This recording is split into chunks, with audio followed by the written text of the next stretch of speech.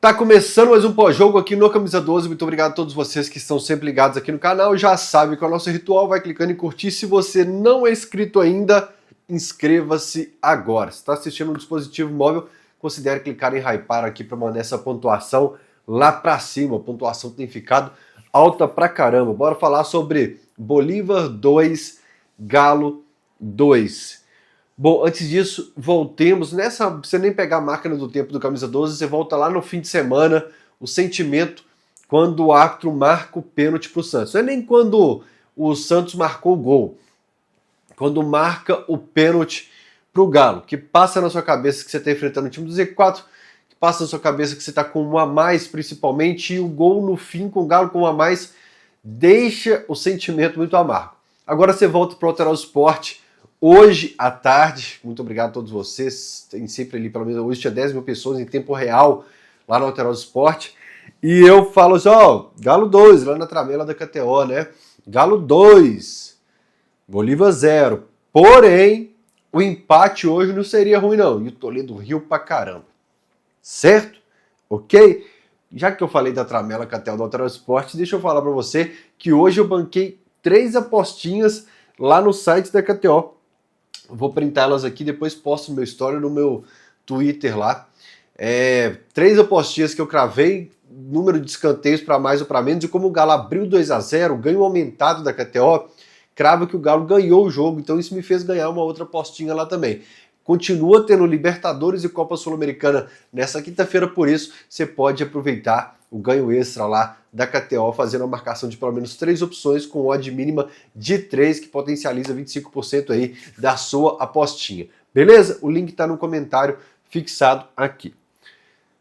Vamos lá? Resultado, sabor amargo. Alterosa Sport hoje, empate. Aí o Galo começa com dificuldade de segurar a bola, entregando a bola para o Bolívar, aquela dificuldade de altitude, bola leve demais, bola rápida demais, bola subindo demais, o Everson pegava a bola para repor e a bola já ia para o goleiro adversário. Eu falei, jogo para empatezinho da volta olímpica, viu? Porque casca grossa. Vem o nosso glorioso Clube Atlético Mineiro mexer com todas as nossas emoções e abre 2-0 no fim do primeiro tempo. Aliás, bela roubada de bola do Alexander, que aciona o Rony, gira o corpo, dá no escape, eu fico toca, chuta, tocou, gol. E depois, que bom ver gente da parte de trás do campo marcando o gol. Nós vimos volante e zagueiro marcando o gol. Essas 10, 15 mil pessoas que estão sempre aqui no canal assistindo os vídeos, lembra que eu falei na semana passada, no máximo semana passada, uma semana e meia, que na ausência de gols dos atacantes, em Campeonato Brasileiro, por exemplo, os atacantes não marcam desde o jogo contra o Internacional, dia 12 de junho, eu falei que a turma de trás podia colaborar um pouco. Tem gente que assiste mais distraído pós-jogo, mas quem assiste mais ligado, e principalmente quem tem boa memória, não precisa nem ter boa memória, foi outro dia, lembra disso. Então eu fiquei empolgadaço, até conversar com um amigo meu, que é pessimista, ele já morou comigo aqui no mesmo apartamento que eu, ele é pessimista demais, tudo sempre vai dar ruim pra ele, ele falou assim, você já sabe o que vai ser no segundo tempo, né? Já sabe, né? Os 2 gols do Bolívar vão doer demais. Eu sou doido pra bloquear esse cara, já morou aqui comigo. Abraço pra você, careca. Gosto demais de você, mas pelo amor de Deus, nessa hora passa pensamentos terríveis. Então, o roteiro de como aconteceu esse empate faz doer tanto quanto o gol do Santos lá no final. Porque parte da torcida, a parte mais que pensa um pouco mais e vai menos na razão e na emoção, tipo, não, hoje nós vamos ganhar. Fecharia esse empate por alguns motivos que eu vou colocar aqui. Só que o roteiro de abrir 2-0, ter um jogador a mais, cometer 2 pênaltis e perder um gol no fim do jogo, dentro da pequena área, com o cara que é o que tem os melhores números do Brasil nos últimos anos aí, e que está muito mal esse ano, mas que de 2021 a 24 tem números que impressionam, aí o Galo tem dessas, né, velho? Tipo assim, você fecha o empate, deixa eu fazer um empate aqui então que você vai dormir puto comigo. E conseguiu. Mas teve uma pessoa que ficou muito tranquila, o Sampaoli. O Sampaoli, o Cuca na coletiva contra o Palmeiras, ele deixou bem aflorado ali o sentimento de mágoa, de frustração, de dúvida. O Sampaoli contra o Santos também deixou bem claro o sentimento dele ali, ele escancarou o coração realmente do sentimento que estava no momento. E hoje o Sampaoli, e olha que apesar de estar, se eu não me engano, só o Cláudio Rezende de periodista brasileiro, os bolivianos fizeram muitas perguntas para o Sampaoli. E o Sampaoli, mesmo que, como os caras faziam pergunta em espanhol, eu acho que o Sampaoli aqui no Brasil está vigiando um pouco mais para falar o portunhol. E lá eu tive que voltar à coletiva uma vez e ouvir novamente com a caixinha bem perto do ouvido. O Sampaoli se mostrou muito tranquilo com o resultado. É claro que ele lamenta algumas situações, como o gol perdido pelo Hulk. Ele cita algumas situações e destaca que espera que no jogo da volta ele tenha mais equilíbrio na parte física, sem altitude, né, sem a vantagem que os bolivianos têm, como teve, por exemplo, a seleção boliviana contra a seleção brasileira, mas que na parte futebolística o Galo se mostre superior no jogo da volta. Tem que jogar bola, cara, porque eles estão há muitos jogos invictos e o Galo não vence a 6 jogos, São Paulo. Só na teoria não dá. Mas o São Paulo se mostrou tranquilo pelas dificuldades que todo mundo encontra lá. Apesar do Palmeiras ter ganhado lá na Libertadores, você está falando do time que de 2019 até 2025 está na cabeça de briga por quase tudo. Vez ou outra tropeça, como saiu da Copa do Brasil já, mas é o time que está sempre ali perto da ponta do Brasileirão, sempre brigando pelo título. Na Libertadores bateu campeão, voltando, incomodando de novo, acabou. Não vou falar que acabou de vencer o River Plate, porque estava 2-1 até o finalzinho, ainda tinha uma bolinha encerrada, 2-1. Mas o Palmeiras ganhou lá, mas você está falando do time que junto com o Flamengo assim é quem conseguiu os melhores resultados sul-americanos nos últimos anos. Fora isso, eu fiz algumas postagens e eu estudei bastante para esse jogo, apesar que lá na TV às vezes a gente tem 15 segundos para fazer um comentário, o YouTube nos permite que eu faça um vídeo de 35 minutos para a alegria do... Esqueci o nome dele agora, que sempre comenta aqui, apagou a luz atrás, para o pós-jogo, aí, preciso de mais que isso não. Eu estudei bastante resultados deles na Libertadores, que eles sempre ganharam lá, na Sul-Americana eles amassaram o Palestino, o Cienciano, que o Galo... O Cienciano, que o Galo empatou os 2 jogos, empatou o primeiro fora, empatou o último aqui, isso mesmo. E eles, o Cerro Porteño, por exemplo, eles pegaram lá também e arrebentaram com o Cerro Porteño. Só que para você entender um pouco do que é o futebol lá, eu pego aqui contra Palestino, Cerro Porteño e Cienciano, pela Sul e pela Libertadores, nos 3 jogos, o Bolívar criou 22 grandes chances. 22 grandes chances criadas pelo Bolívar nesses 3 jogos. Sabe quantas dos adversários? Nenhuma. Nenhuma grande chance criada pelo adversário. 2-0 no Cienciano, 3-0 no Palestino, 4-0 no Cerro Porteño. E nesses jogos, eles ficam... Eu não vou conseguir mostrar para vocês aqui... Tá vendo esse gráfico praticamente todo verde? É o domínio do Bolívar na partida. Hoje esse é do primeiro tempo contra o Galo. Esse é do jogo contra o Palestino. Tá vendo que tá todo verde? Para baixo, onde deveria estar uma outra cor, seria o momento de domínio do Palestino. E esse aqui é do jogo contra o Cerro Porteño. Tá vendo? Todo verdinho também, só com a pontinha colorida para baixo. Eles dominaram os jogos lá porque é algo parecido com o futebol. E o SofaScore, que é um site fantástico para você acompanhar, por exemplo, eu acompanho muito o mapa de calor depois dos jogos, para acompanhar que o Alexander está cobrindo muito as costas do Arana, quando o Arana sobe, para entender hoje que o Vitor Hugo ficou mais centralizado, o Alonso e o Lianco mais pela direita, aí como funcionou o Natanael, como funcionou o Alan Franco com o Alexander, como funcionou o Caio Paulista com o Arana pela esquerda. Então o SofaScore ele te dá números, mapa de calor, te dá todo tipo de informação. Eu sempre recomendo esse site para quem gosta de aprofundar um pouco mais na partida. E aí eu peguei do jogo contra o Santos o número de passes dados por alguns jogadores. Eu escolhi 3, mas poderia fazer essa comparação com todo o time. Contra o Santos, o Vitor Hugo deu 64 passes. Contra o Bolívar, ele deu 4. Contra o Santos, o Lianco deu 60 passes. Contra o Bolívar, ele deu 9. Contra o Santos, o Scarpa deu 29 passes. Contra o Bolívar, ele teve 6 passes. É algo parecido com o futebol, galera. Por mais que a gente esteja pé da vida com o Atlético, eu sempre estou aqui nos últimos 5 jogos, além desse, sem vencer. Você me viu espumando pela boca aqui, e hoje eu tenho alguns elementos que me deixaram extremamente chateados. Porém, hoje, com um elemento que é o caos da América do Sul, que eles usam como arma os jogos em La Paz, El Alto, como jogou o Brasil agora, que é ainda mais caótica a situação.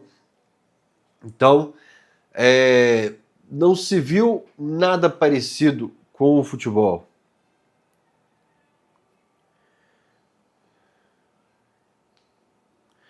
Perdão, galera. Coisa importante. Dito isso, vamos começar a falar desde o momento que saiu a escalação. O Hulk não estava entre os titulares, né? E aí eu linko com mais um pós-jogo aqui, porque a gente tem uma teia de pós-jogo. Nosso esquema de pirâmide da Marvel tá aqui também. Você tem que acompanhar todos, senão você perde tudo. O Hulk, na segunda partida do São Paulo ou na primeira, que eu falei, não me assusto se o Hulk aparecer no banco de reservas muito em breve com o Sampaoli. Só que hoje eu não consigo cravar que foi pelo futebol. Eu não consigo cravar que dentro das 4 linhas o Hulk perdeu essa vaga. Principalmente agora com a lesão do Coelho, mas mesmo assim, a partida ser na Bolívia, ela muda a sua análise em tudo. Também na situação do Hulk começar no banco de reservas hoje. Então, é porque o Hulk tem 39 anos, é pela altitude, é pela sequência de jogos para ele estar inteiro contra o Botafogo. Óbvio que 39 anos na altitude, depois de pegar um jogo no gramado sintético aqui, um clássico, faz diferença. E talvez porque o Sampaoli imaginava que com 3 zagueiros e 2 deles que apostam bastante na bola longa, e poderia até utilizar isso com outras peças, mas que ele precisaria mais de uma peça com a característica do Rony para acionar contra-ataque, com Rony e Coelho. E quando o Alexander recupera, é o Rony que ele aciona. Então aí a ideia do Sampaoli deu certo. Porém, aconteceu aquilo que a gente cravou.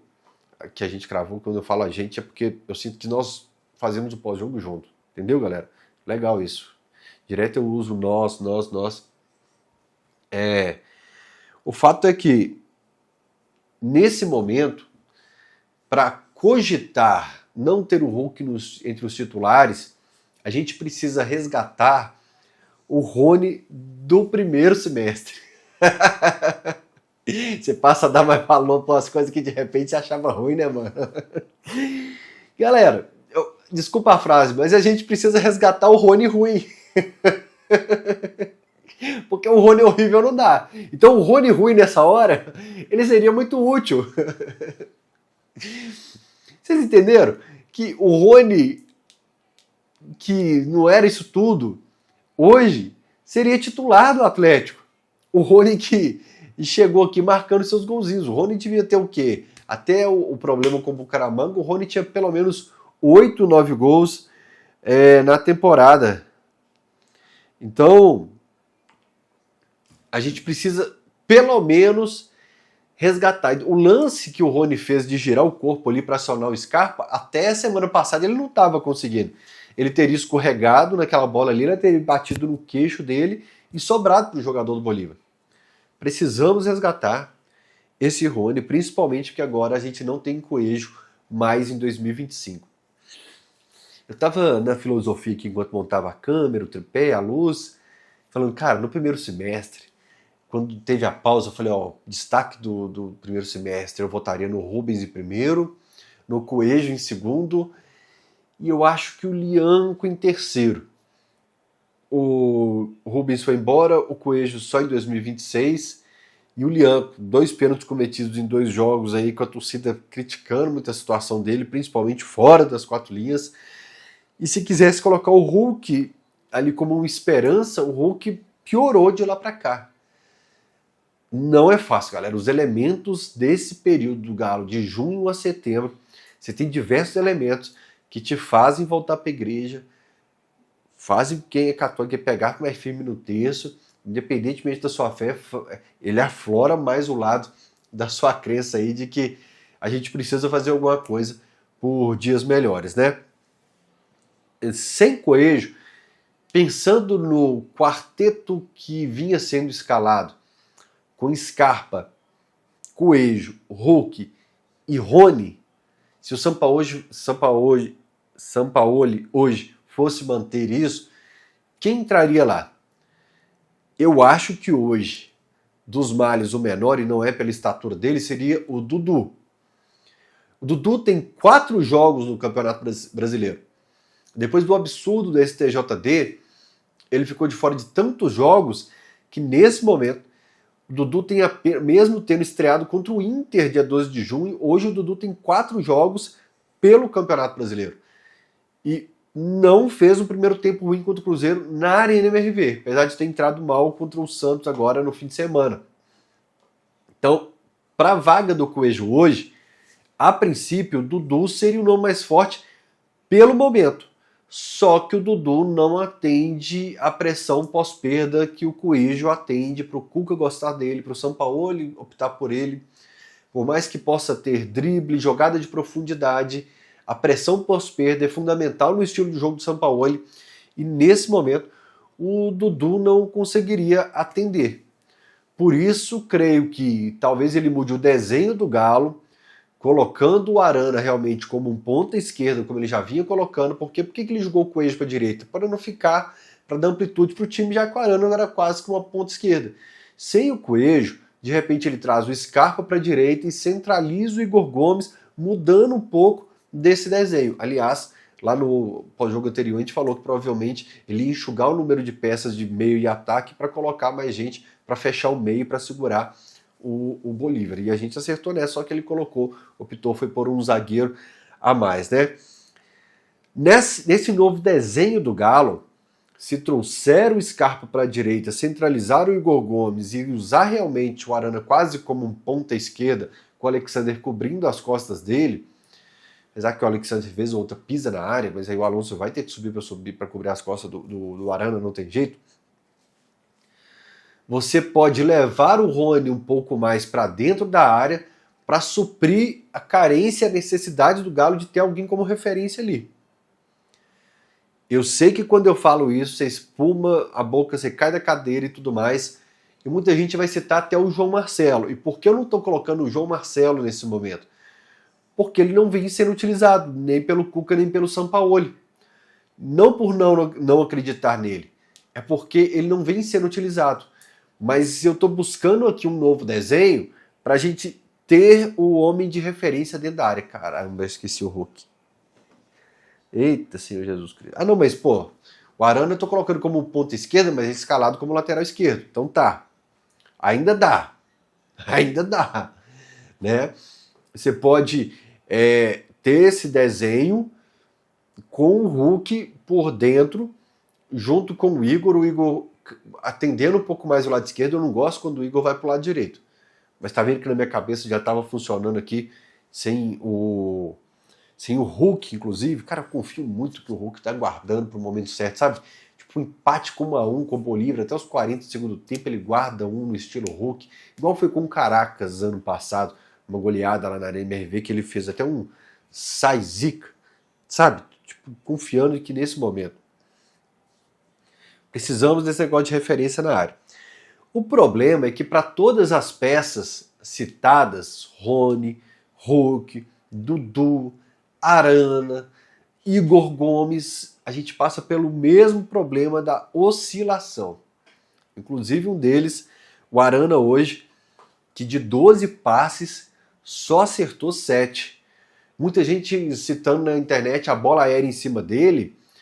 Observem esse lance, gente, eu assisti pelo menos 15 vezes. Quando o jogador do Bolívar encosta na bola, tá o Arana com 3 jogadores. Não tô passando pano pro Arana, eu tô falando que toda a ideia, todo o posicionamento do Atlético naquele momento ali tá errado. Então, pode ir lá no meu X, tá a imagem bem printadinha lá.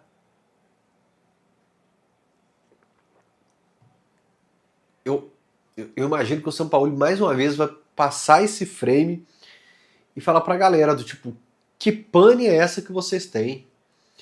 Além do jogador que tá com o Arana, se ele não faz o gol, tem outro atrás dele para fazer, e tem outro para pegar a bola se nenhum dos dois alcançar, atrás desses dois que estão aqui livres na segunda trave. Tudo errado nesse momento. Mas o Arana realmente, tá vendo sobre a oscilação? O Arana subiu um degrauzinho contra o Cruzeiro, subiu mais um contra o Santos e desceu 2 e fez uma partida muito ruim hoje contra o Bolívar, né? E veio a bola aérea. A cada escanteio do Bolívar hoje eu suava frio e falava, não, eu só se for para sofrer gol, sofre com uma bordoada, um chute desse que estufa a rede na pequena área, assim que o cara chega estufando a rede. Mas não vamos de bola aérea, estamos para curar umas feridas aqui, mas mais uma vez, esse problema que acontece todo jogo e vem se agravando da pausa para o Mundial, da pausa para o Mundial para cá, principalmente com 3 zagueiros hoje, com 2 volantes, mais 2 laterais, a gente teve esse problema mais uma vez. Foi uma escalação pensando realmente em não sofrer gols, em voltar vivo para Belo Horizonte, mas com uma característica diferente. O fim da bola no gramado, a volta do chutão. Seria muito difícil na Bolívia e é o que eu falo, distorce qualquer análise. Até para o jogo contra o Botafogo, conhecendo o comportamento padrão da internet, se a gente perder para o Botafogo, se perder feio, se não ganhar, se empatar, eu já sei que a turma vai comentar o seguinte, tá vendo como que você maquiou os problemas contra o Bolívar e não era altitude nem nada disso? Eu não estou falando que não existem problemas, eu estou falando que a análise é muito diferente por ser na altitude. O Galo hoje, não é que ele não optou por dar chutão, ele só conseguiu dar o chutão de novo. Até no tiro de meta, observa como que o Everson hoje fazia assim, ó, para o time subir. Há quanto tempo você não via no Atlético o Everson colocando a bola no tiro de meta com o zagueiro do lado dele, ele dando um toquinho, acionando o lateral e a jogada começando por ali. Me lembrou muito o futebol dos anos 90, você que tem 25 anos, nascido dos anos 2000, isso me assusta bastante, tá? Você que tem 23 anos, 20 aninhos, lá no Brasil antigamente a gente tinha esse costume do goleiro fazer assim, ia todo mundo pra frente para dar um chutão, casquinhar no estilo Cuca e Filipão, para você já tentar perto do gol adversário. Isso que o Atlético fez hoje foi isso. Porém, para tentar segurar a bola o máximo que pudesse para lá, como diria Matheus Souza. Com pouquíssimos passes trocados, como os números que eu trouxe aqui. E gols que eu acredito que foram planejados. É óbvio que todo gol é planejado em algum momento dos treinos. Você estudou o contra-ataque, você estudou a bola parada. Mas nesse estilo de jogo, nesse estilo de futebol praticado, você tem um futebol de que você rouba a bola do adversário contra o Bolívar, na altitude, consegue em 2, 3 passes, o Alexander rouba, aciona o Rony aciona Scarpa que toca para o meio da área. É 3 toques para você estar finalizando pro gol, porque o adversário se expôs muito e quer abrir logo a vantagem por estar na altitude e sabe que no nível do mar pode ser diferente. E o segundo é, você conseguiu mas você conseguiu uma faltinha perto da área, cruza e marca de cabeça, dentro daquilo que eu falei na semana passada, que é, se os atacantes não estão guardando, você tem que contar de vez em quando com o golzinho da toma de trás, que precisa de vez em quando salvar a lavoura também. Deixa eu agradecer aqui o Jordão da Rastagalo, que me deu essa camisa. Eu tenho a preta deles, tem anos e anos e anos e anos que eu uso o Rastagalo, muitas vezes aqui no pós-jogo. Obrigado, Jordão. Mas tem também as camisas que eu e o Frossar temos usado, aquela do Bom Dia São Paulo, camisa de comemorações do Hulk, revista em quadrinho do Ronaldinho, o Calil desligando o padrão lá, a energia do Independência.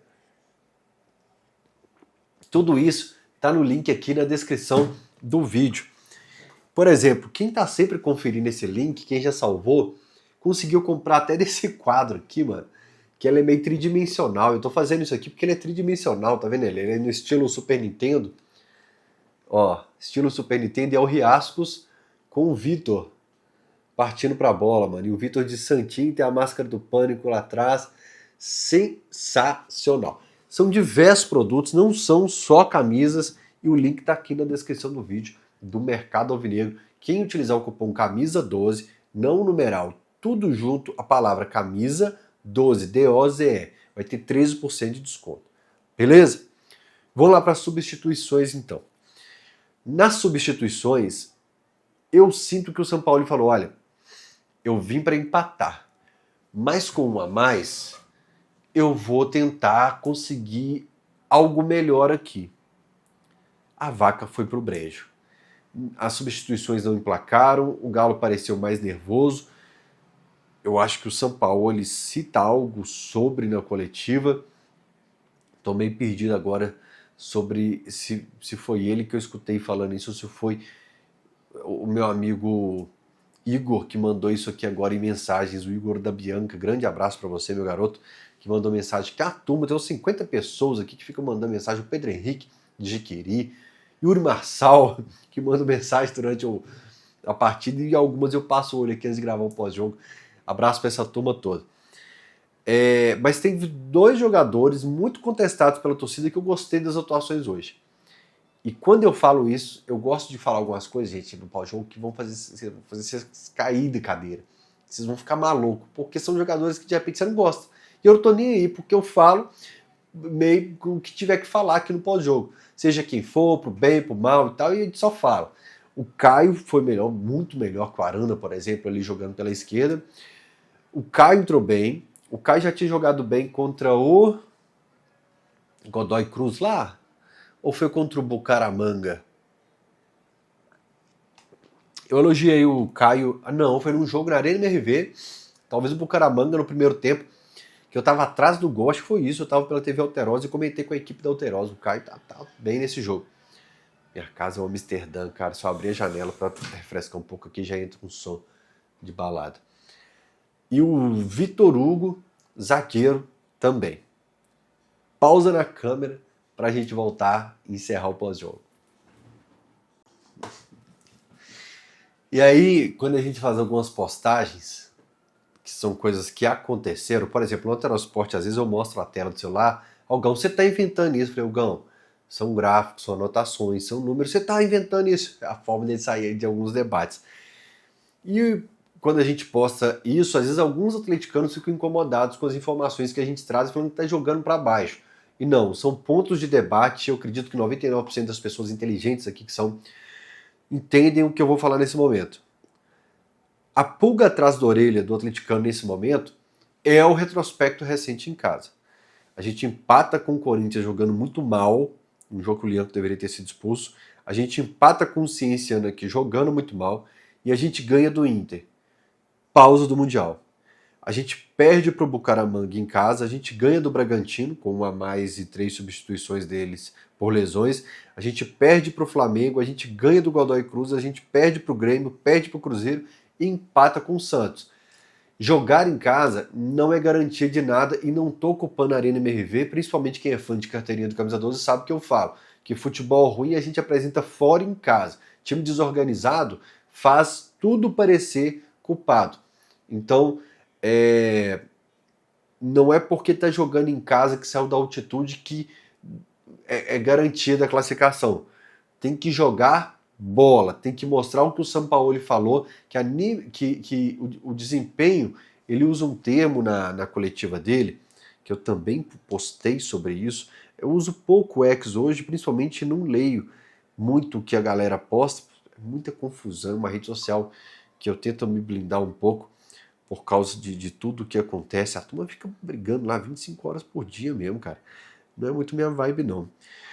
Meus posts. São Paulo aparentou tranquilidade na coletiva, destacou as dificuldades que os clubes encontraram na Bolívia, lamentou o gol perdido por Hulk, o técnico considerou que houve uma melhora e também citou, é isso que eu queria achar, o técnico considerou que houve uma melhora e também citou personalidade e postura diferente. O Vitor Hugo relata após o jogo que ele está puto da vida por causa do empate e que no vestiário eles fizeram um pacto que voltariam muito ligados. Já falei que eu me apego muito à entrevista do Alonso querendo a volta do Sampaoli e motivos para... É que eu me perco, galera. Eu falo tanto de Galo durante o dia que eu não sei se eu falo no YouTube, se eu falo com amigo no transporte. Isso eu falei com o Dudu Galo Doido ontem. Eu falei que... e com o Léo Pedrosa. E Frossar. Um resenha de amigos no boteco que a gente estava. E aí eu falei pra eles, cara, alguns jogadores desse time têm motivos para querer que a chave gire. O Lianco, porque era cogitado em seleção, o Everson, porque quem sabe sonha com uma terceira vaga pela goleira para o Mundial, o Alonso, que pediu a volta do Sampaoli, o Arana era convocado até pouco tempo, o Alan Franco vai para a Copa do Mundo também, o Alexander, que está no início de carreira ainda e que está querendo mostrar no Brasil que aquele período de lesão ficou para trás, o Hulk, que é um ídolo do clube, sabe que não tem muito tempo por aqui e que talvez seja a última oportunidade de ganhar uma taça por aqui do nível continental, pode ser que seja. Então, os jogadores têm diferentes motivos para querer jogar aqui, para querer que a coisa mude, e principalmente para ter paz no rolê com a família, né? E eu me perdi. Ah, tá. Então, a postura, as frases, as aspas, eu estou montando um quebra-cabeça que me faz apegar que esses caras estão querendo mudar, que eles vão tentar dar o máximo e que não vai ser na sacanagem que a gente vai começar a perder e empatar. Que o Sampaoli vai conseguir ter uma conversa de olho no olho e tirar de cada um, principalmente quem está querendo. Eu acho que quem está querendo vai começar a ganhar muita posição, mesmo que surpreenda o torcedor, e nós vamos dar a volta por cima. Qual que é o problema nisso? O problema é que agora a gente enfrenta o Botafogo. Historicamente, esses caras são pedra no sapato, com time ruim, com time bom, lá, aqui, campo neutro. Ai, doeu essa. E o resultado lá, que seria normal, um Botafogo que tem brigado na parte de cima do Brasileiro nos últimos anos, que seria normal uma derrota lá, passa a acumular com um time que não vence há 6 jogos e que vem de seguidas derrotas no Campeonato Brasileiro. Infelizmente, essa é a verdade. Porém, o que vai pesar para o atleticano é a forma como o time vai se comportar dentro de campo. Eu tenho certeza disso. Turma, aqui na descrição do vídeo para encerrar o pós-jogo também tem o link da minha loja lá no Instagram, Sol Decorações. Para aniversário de adulto, de criança, chá de bebê, noivado, chá revelação, para todo tipo de festa. Tá chegando peças, gente, que a gente importou para quem gosta de borboletas. Eu sei que de repente não é muito o perfil seu, mas indica para família, para conhecidos, para parentes que estão em períodos festivos. Não importa qual o motivo para vocês comemorarem, para fazer uma resenha com os amigos. Passa lá na Sol Decorações, fica lá na Rua Maguari 33, Novo Eldorado, em Contagem. Eu vou deixar o link aqui para você, que a gente vai fazer uma festa especial para você. Beleza? Beijo no coração e até o próximo pós-jogo. Espero que com vitória, que aquela luzinha ali não acende bastante tempo. Tchau.